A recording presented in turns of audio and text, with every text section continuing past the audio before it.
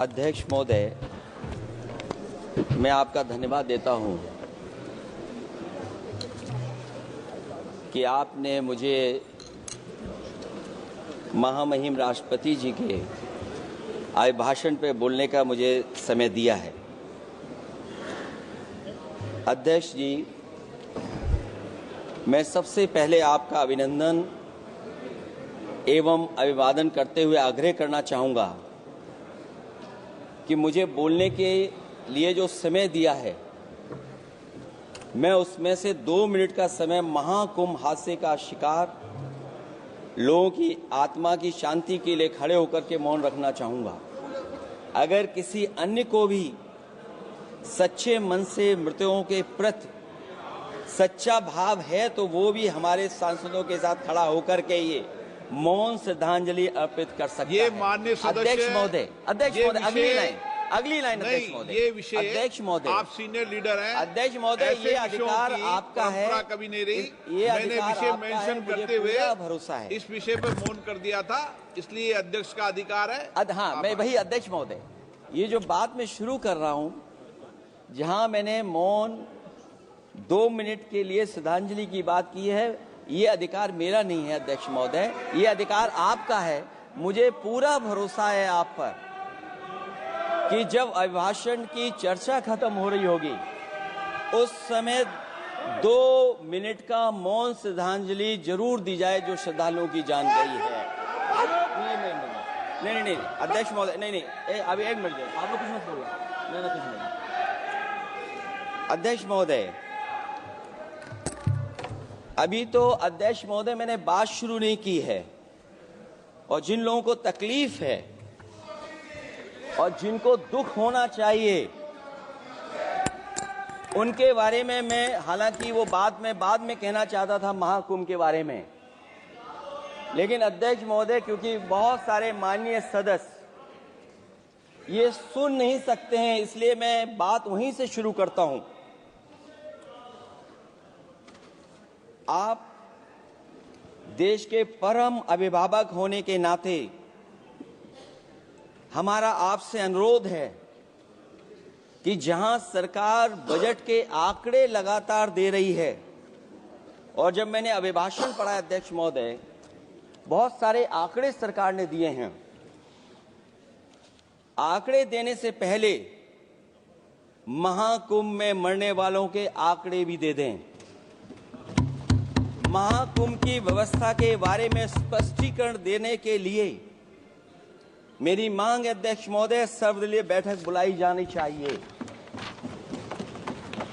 महाकुंभ आपदा प्रबंधन व खोया पाया केंद्र की जिम्मेदारी सेना को दी जाए। महाकुंभ हादसे के शिकार लोगों की मृत्यु, घायलों का इलाज, दवाइयों, डॉक्टर, भोजन पानी परिवहन की उपलब्धता का आंकड़ा संसद में पेश किया जाए।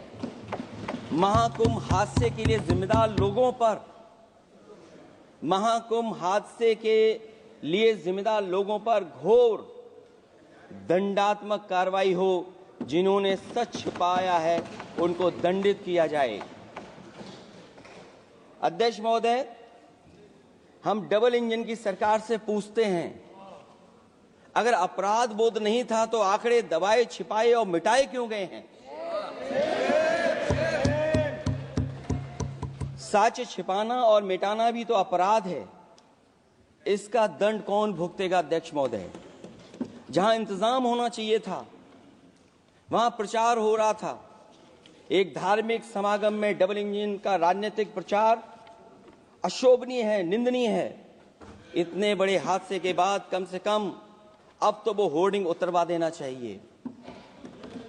अध्यक्ष महोदय, महाकुंभ की जो तैयारी हुई, जो हम लोगों ने जाना वहां पर, महाकुंभ न केवल 144 साल के लिए ये कहा गया, बल्कि ये भी कहा गया कि पहली बार धरती पर इस तरह का डिजिटल और जो आधुनिक चीजें हैं, टेक्नोलॉजी, उसका इस्तेमाल कर करके महाकुंभ होने जा रहा है।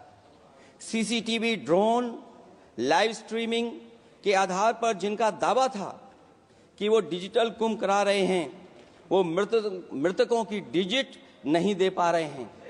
एक तरफ तो जो लोग डिजिटल डिजिटल डिजिटल अध्यक्ष महोदय कहने को थकते नहीं हैं, लेकिन जब कुंभ में इतना बड़ा हादसा हो गया है तो यही सरकार डिजिट नहीं दे पा रही है।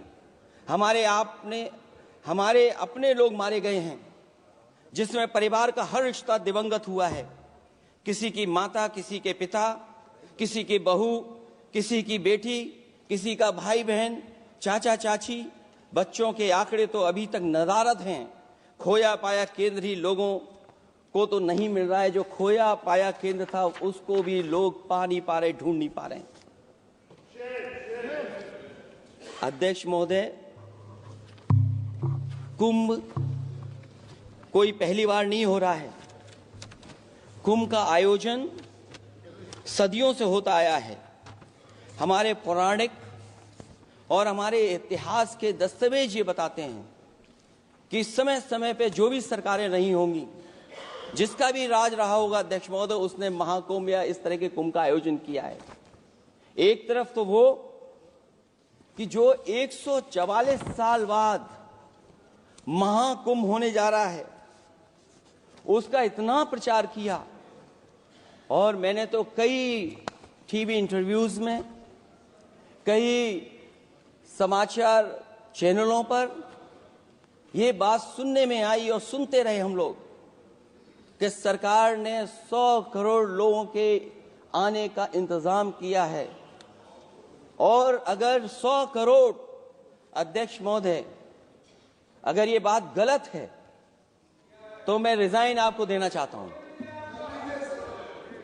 अगर अध्यक्ष महोदय, ये माननीय सदस्य लोग अगर ये नहीं सुन पा रहे हैं तो मैं इनको एक एक को, आप नहीं गए स्नान करने, आप स्नान करने नहीं गए, इसीलिए इस तरह की भाषा का इस्तेमाल कर रहे हैं।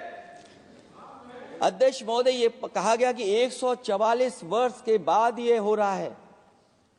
जहां तक मेरी समझ और जानकारी कहती है, जो एस्ट्रोनॉमी और एस्ट्रो चीजों को समझते होंगे वो ये स्वीकार करते होंगे जो भी कुंभ होता होगा वो 144 वर्ष के बाद ही होता होगा। लेकिन ये कहा गया कि नक्षत्र ऐसे हैं। तो मैं अध्यक्ष महोदय सरकार से कहना चाहता हूं कि सतयुग से लेकर के कलयुग तक ये सनातन परंपरा रही है कि संत महात्मा साधु समाज मुहूर्त के हिसाब से शाही स्नान करते हैं। उसमें नक्षत्रों के हिसाब से जो सहयोग बनता है वही शाही स्नान का मुहूर्त होता है। लेकिन भाजपा के राज में ये सनातन परंपरा टूट गई।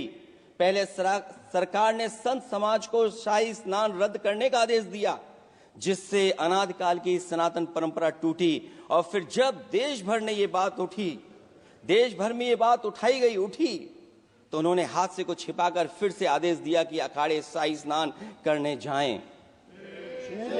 इससे सरकार ने पावन मुहूर्त के स्थान पर अपने मनमाने समय पर स्नान कराने का आदेश दिया। बात उस दिन या तिथि की नहीं होती है, बल्कि निश्चित मुहूर्त काल की होती है। ये सनातन परंपरा तोड़कर इन लोगों ने अच्छा नहीं किया। और ये क्या परंपरा टूटी है कि नहीं टूटी है, मैं समझता हूं अध्यक्ष महोदय मुझसे बेहतर सामने वाले ज्यादा जानते होंगे इसके बारे में। और जो लोग, अध्यक्ष महोदय, जो हम लोगों ने देखा वहां पर लोग पुण्य कमाने आए थे और अपनों के शव लेकर के गए हैं। चमत्कारी करिश्मा तो ये हुआ है, श्रद्धालुओं के शव मिल गए थे, पर सरकार स्नान करने वाले मरने वालों की बात स्वीकार नहीं कर रही थी। और इससे ऊपर ये बात जो वहां पर और हुई, अध्यक्ष महोदय, जब ये जानकारी हो गई कि कुछ लोगों की जान चली गई, लाशें हैं जो मोर्चरी में पड़ी हैं, अस्पताल में पड़ी हैं, उसके बाद सोचिए सरकार क्या कर रही है। अपने सरकारी हेलीकॉप्टर में फूल भर करके फूलों को डालने का काम किया। सोचिए ये हमारी कहां की सनातनी परंपरा है। मैं जानना चाहूंगा सदन के माध्यम से हमारे माननीय सदस्य बताएं कि जहां लाशें पड़ी रही हों, न जाने कितनी चप्पलें पड़ी थीं, न जाने कितनी चप्पलें पड़ी थीं, न जाने कितने कपड़े पड़े थे, महिलाओं की साड़ियां थी, कपड़े थे, लेकिन उनको कैसे उठाया गया? उन सबको उठाया गया जेसीबी मशीन से, ट्रैक्टर की ट्रॉली से। उनसे उठा करके कहां फेंका कोई नहीं जानता, लेकिन जब उनको लगा कि वहां से बदबू आ रही है तो यही सरकार के लोग छिपाने लगे हैं। यही आपका महाकुंभ का आयोजन था, और हर बात को छिपाने के लिए न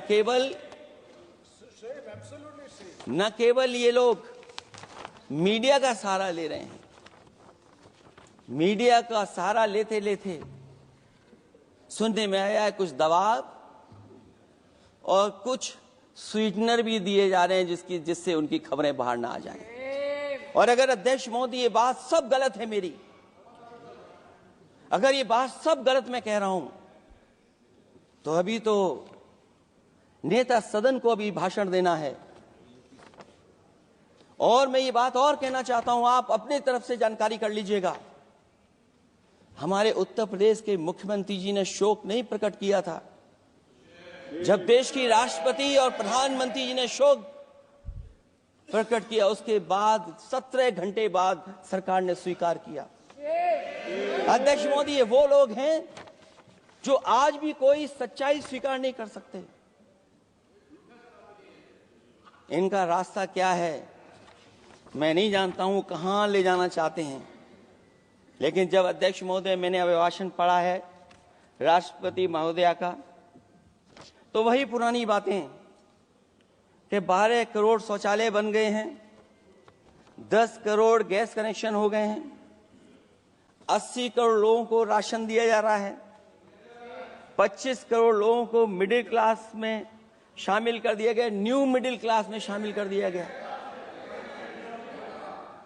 80 और 85 को अगर हम जोड़ दें अध्यक्ष महोदय, 105 करोड़ हो गए। बच्चों को और जोड़ दें तो सरकार अध्यक्ष महोदय किसके लिए काम कर रही है? किसके लिए काम कर रही है? अगर 80 को राशन दें, 25 को न्यू मिडिल क्लास में जोड़ दें, 105 करोड़ हो गए। और जो बाकी बचे हमारे देश की आबादी, जिसको 140 करोड़ बता रहे हैं, उसमें कम से कम बच्चे कुछ तो संख्या होगी, आधी आबादी की संख्या होगी। अगर उसको हम बाहर निकालें तो आगे आज सरकार किसके लिए काम कर रही है? वही बात पुरानी सुनने को मिलती है कि राष्ट्रीय मिलिट्री स्कूल बन गए हैं, राष्ट्रीय मिलिट्री स्कूल जिनमें बालिकाओं की भर्ती शुरू हो गई है। अध्यक्ष महोदय, ये एक बता दें जो नया इन्होंने 10 साल के अंदर राष्ट्रीय मिलिट्री स्कूल खोला हो। और कंफ्यूज मत होना, राष्ट्रीय मिलिट्री स्कूल कौन से होते हैं, सैनिक स्कूल कौन से होते हैं, ये कंफ्यूज मत होना। 10 साल में सोचिए अध्यक्ष महोदय, एक भी नया राष्ट्रीय मिलिट्री स्कूल नहीं खोला है। अगर खोला हो तो सरकार जरूर बताए। जो लोग कहते हैं हम ईज ऑफ डूइंग रिसर्च कर रहे हैं, अध्यक्ष महोदय, इनकी ईज ऑफ डूइंग रिसर्च हमने देखी है। इनकी ईज ऑफ डूइंग रिसर्च अपनी इमेज चमकाने के लिए और दूसरे की इमेज बर्बाद करने के लिए ईज ऑफ डूइंग रिसर्च चल रही है। ईज ऑफ डूइंग बिजनेस, मैं देखता हूं जहां कहीं भी इन्वेस्टमेंट मीट होती है, देश के सभी मंत्री वहां पहुंच जाते हैं, सरकार के मुखिया भी जाते हैं वहां। मुझे याद है उत्तर प्रदेश में सबसे बड़ा आयोजन हुआ था इन्वेस्टमेंट मीट का। न केवल इन्वेस्टमेंट मीट इन्वेस्टर्स को बुलाया गया था, बल्कि डिफेंस एक्सपो के भी कार्यक्रम कई हुए थे। और अध्यक्ष महोदय, भरोसा ये दिलाया गया था कि जो एमओयू हो रहे हैं 40 लाख करोड़ के, उसको जमीन पर उतार लिया जाएगा। मैं इन्हीं डबल इंजन की सरकार से जानना चाहता हूं कि जो 40 लाख करोड़ के एमओयू हुए, उसमें कितना जमीन पर यह सरकार उतार पाई है? कहीं ऐसा तो नहीं है कि सरकार के डबल इंजन आपस में ही टकरा रहे हों, अब तो जो खबरें हम लोग पढ़ते हैं, न केवल इंजन टकरा रहे हैं अध्यक्ष महोदय, अब तो डब्बे भी टकराने लगे हैं। सुना है क्योंकि दिल्ली में चुनाव है, आप इंजीनियर की डब्बा हैं। ये हमारे पुराने माननीय सदस्य हैं, आप हम एक हैं, बस जगह अलग बदल गई। जिस विभाग के मंत्री हैं वो हमारा ही काम है, आप लोग अच्छा नहीं कर रहे हैं।